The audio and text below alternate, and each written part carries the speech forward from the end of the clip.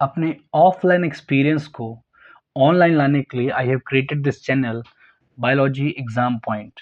So hello students, आज का जो चैप्टर मैं लेके आया हूँ ये है सेल, जो कि क्लास 11th में आपको पढ़ना है। नीट के लिए एक बहुत ही वेटेड चैप्टर है, बहुत इंपॉर्टेंट चैप्टर है।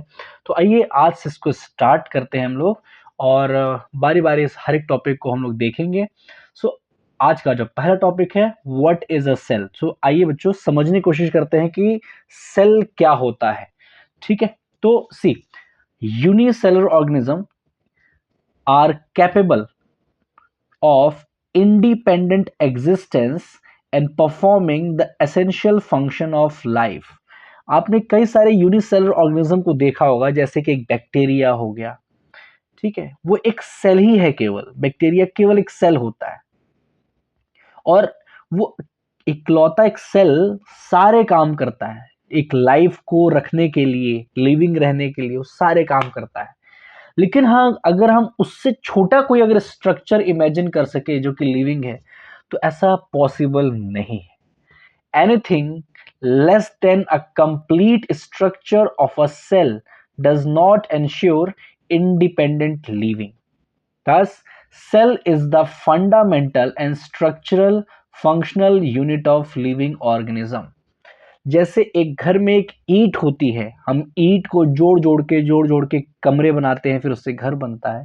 उसी तरह पूरी बॉडी, किसी की भी बॉडी, किसी भी लिविंग ऑर्गेनिज्म की बॉडी, उसका जो सबसे छोटा ईंटा होता है, ईंट होती है, वो है सेल।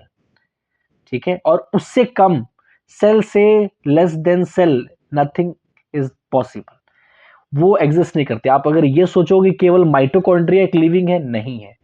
आप सोचोगे एंडोप्लाज्मिक रेटिकुलम अगर इकलौता लिविंग स्ट्रक्चर है, नहीं है। सो एक सेल में जब ये सारी चीजें आ जाती हैं और एक सेल बनता है, तब जाकर के we can say it is a living structure. और हर एक लिविंग और स्ट्रक्चर जो है वो सेल से बना है। इसलिए बच्चों हम लोग सेल को structural and functional unit of life कहते हैं। बात करें अगर इसकी कुछ डिस्कवरीज की, तो आपने 9th क्लास में पढ़ा होगा कि रॉबर्ट हुक जो थे scientist, studied and discovered the cell. एक इंटरेस्टिंग फैक्ट मैं आपको यहाँ पे बताता हूँ। रॉबर्ट हुक ने एक सेल, सबसे पहले सेल को डिस्कवर्ड किया था, लेकिन इनका बायोलॉजी का कोई बैकग्राउंड नहीं था। इनका बैकग्राउंड था फिजिक्स का। बट ये लगातार माइक्रोस्कोप से कुछ चीज़ें काम करते रहते थे, तो और इन्होंने फाइनली एक सेल देखा। सेल जो मॉन्क होते हैं, उनके कमरे को सेल कहा जाता था। आज भी जेल को सेल कहा जाता है। तो वैसा एक स्ट्रक्चर जैसा उनको दिखा रॉबर्ट हुक को, और उन्होंने उसको नाम क्या दिया, cell. Form a thin slice of cork, but that was the dead cell. Yes, जो सेल रॉबर्ट हुक ने डिस्कवर किया था वो कैसा था, डेड सेल था। उसके बाद आते हैं कौन, Anton van Leeuwenhoek. Anton van Leeuwenhoek का भी कोई बैकग्राउंड नहीं था बायोलॉजी से। वो एक कपड़े के व्यापारी थे और बहुत ही फाइन थ्रेड्स के लिए लेंसेस का काम करते थे। लेकिन इन्होंने भी धीरे धीरे सेल्स को ढूंढा। Was the first person to observe and describe a living cell. ठीक है, तो दो साइंटिस्ट के नाम यहां पढ़ चुके हैं, Robert Hooke and Anton van Leeuwenhoek. बाद में इस पे और काम हुआ। रॉबर्ट ब्राउन आए। रॉबर्ट ब्राउन ने न्यूक्लियस को डिस्कवर किया सेल के अंदर। ठीक है, न्यूक्लियस को डिस्कवर किया सेल के अंदर। The invention of the microscope and its improvement leading to the electron microscope revealed all the structure details of the cell. और धीरे धीरे जैसे जैसे माइक्रोस्कोप इंप्रूव होता चला गया, सेल्स के और स्ट्रक्चर्स को हम ढूंढ पाए और उसको डिटेल में समझ पाए। तो ये तो बेसिक से एक बात थी कि सेल होता क्या है। ठीक है, आप सिंपली बोल सकते हो जो स्मॉलेस्ट स्ट्रक्चर जो इंडिपेंडेंट एग्जिस्टेंस रख सकता है, वो सेल है। ठीक है, so this was a cell. आगे बढ़ते हैं नेक्स्ट टॉपिक की तरफ। अब है हमारे पास सेल थ्योरी। अब अगर दुनिया में कोई चीज आई है तो उसके लिए एक स्टेटमेंट सेल के लिए एक स्टेटमेंट देना ज़रूरी था कि हाँ आखिर ये सेल है क्या।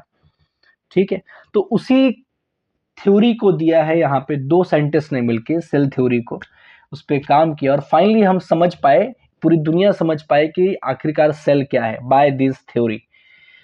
इन 1838 श्लिडन नाम के, एम श्लिडन नाम के एक साइंटिस्ट आते हैं। His was a German botanist, मतलब कि प्लांट्स पे काम कर रहे थे। किस पे? प्लांट्स पे काम कर रहे थे। Studied a large number of plant and observe that all plants are composed of different kinds of cells. ठीक है, तो लगातार इन्होंने प्लांट की स्टडी की और बताया कि जो प्लांट होते हैं वो सेल्स के बने होते हैं और वो सेल्स क्या करते हैं, form the tissue of the plant, plant के टिश्यू को बनाते हैं। ठीक उसी समय पे एक और साइंटिस्ट थे, थियोडोर श्वान। लगभग आप टाइम देखें तो यहाँ पे 38 है, 1838 और यहाँ पे 1839, ठीक लगभग उसी टाइम पे एक ये एक ब्रिटिश जूलॉजिस्ट थे, जर्मन बोटेनिस्ट और British zoologist. Studied different types of animal cell, तो ये एनिमल सेल की स्टडी कर रहे थे and reported that cells had a thin outer layer which is not known as plasma membrane, which is now known as plasma membrane. He also concluded, based on his study on plant tissue, थोड़ा सा इन्होंने plant tissue पे भी study किया और बताया कि that the presence of cell wall is a unique character of the plant cells. तो दो साइंटिस्ट अलग अलग जगह पे काम कर रहे थे, एक ने प्लांट को स्टडी किया, एक ने एनिमल को स्टडी किया और दोनों एक ही कंक्लूजन पहुंचे कि प्लांट और एनिमल दोनों की बॉडी किससे बनी है, सेल से बनी है। हाँ, एक चीज और निकल के आई कि प्लांट के पास एक एक्स्ट्रा लेयर है जो कि उसका यूनिक फीचर है। On the basis of this he proposed a hypothesis that the bodies of plant and animals are composed of cells and their products. So cell theory देने के लिए combinedly Schleiden and Schwann together formulated the cell theory. Clear? किसने दी थी ये सवाल आता है, Schleiden and Schwann. This theory however did not explain as to how new cell were formed.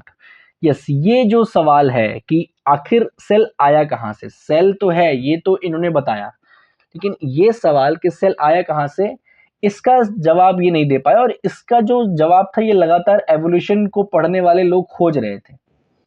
ठीक है, सो साथ में उसके बाद आते हैं रुडोल्फ विर्चो। ये थोड़ा सा बताते हैं कि सेल आया कहाँ से। First explain that the cell divided and the new cells are formed from pre-existing cell. Adolf Virchow ने ऐड किया सेल थ्योरी में कि जो सेल्स होते हैं वो डिवाइड करते हैं और वो अपने पिछले प्री एग्जिस्टिंग सेल से ही निकल के आते हैं। अपनी लैंग्वेज में इन्होंने बोला omnis cellula e cellula. He modified the hypothesis of Schleiden and Schwann. Schleiden and Schwann की थ्योरी को थोड़ा सा मॉडिफाई करके फाइनली दो स्टेटमेंट का सेल थ्योरी हमारे सामने है। ठीक है, first, all living organisms are composed of cells and products of cells. दूसरा जो है वो है all cells arise from pre existing cell.